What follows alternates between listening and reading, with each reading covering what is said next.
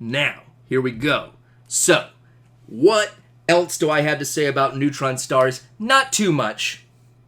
Other than, we know that a few protons survive in the very middle. A few protons survive in the very middle of this thing. How do we know that? Well, this neutron star is rotating, and there's a fluid inside. And if there were charged particles in there, if this thing rotates those charged particles, what would it produce? This is kind of taking you back several videos. If you've got a charged particles in a fluid and you rotate it, what will you produce?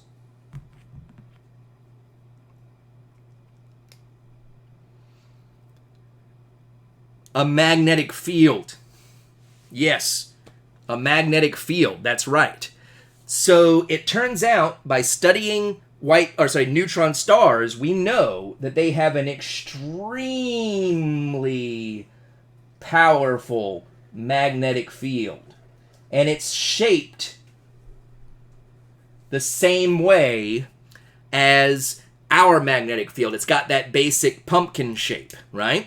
And so we know that it's got to have charged particles inside. If it was 100% neutral, then it wouldn't be able to produce a magnetic field because it wouldn't be able to get electricity flowing. So the fact that it has a magnetic field tells us that there must be at least a few protons that survived the big push into turning into neutrons.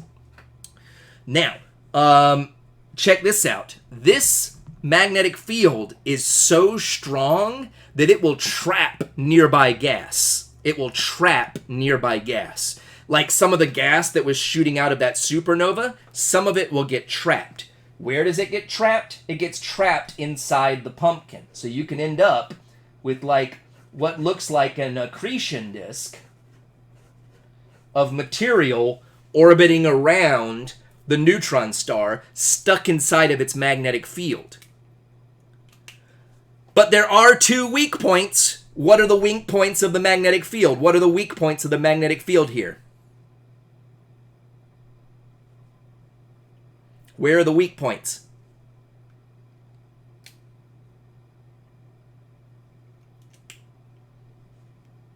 Yeah, the poles, right? The poles. So what happens is that this neutron star is so bright close to it, it's producing so much light close to it, that it is able to push light and gas out at the poles. So there's these basically death beams coming out of the poles of a neutron star, and they're called jets. If you were up close to it and you got in that jet, you would probably have a big old problem. You don't want to hang out in the jets.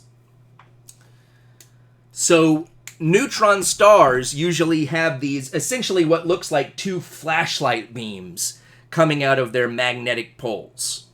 Let me show you a picture of one of these from your book. I think this is a really cool picture. Where is it? Here we go.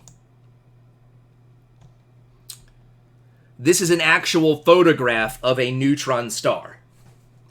And I believe that right there is the neutron star itself, right?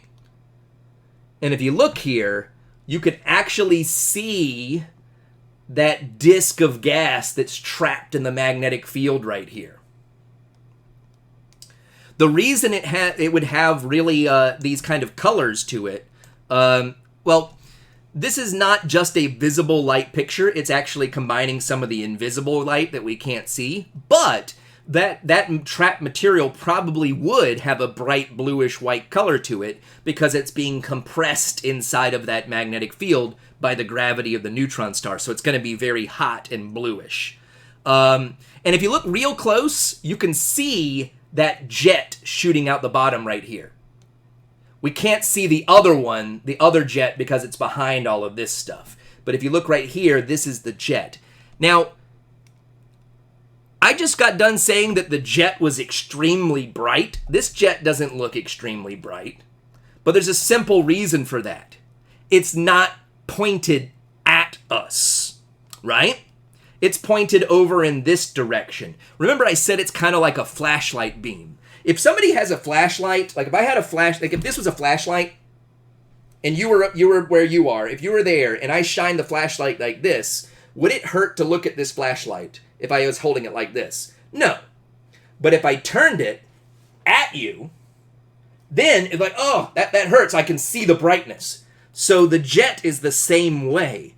It's only going to look extremely bright if it is pointed at you, okay? So some neutron stars look extra bright because their jet's pointed right at Earth. Luckily for us, they're extremely far away, so that's not going to hurt us, but they will look brighter, okay? Now,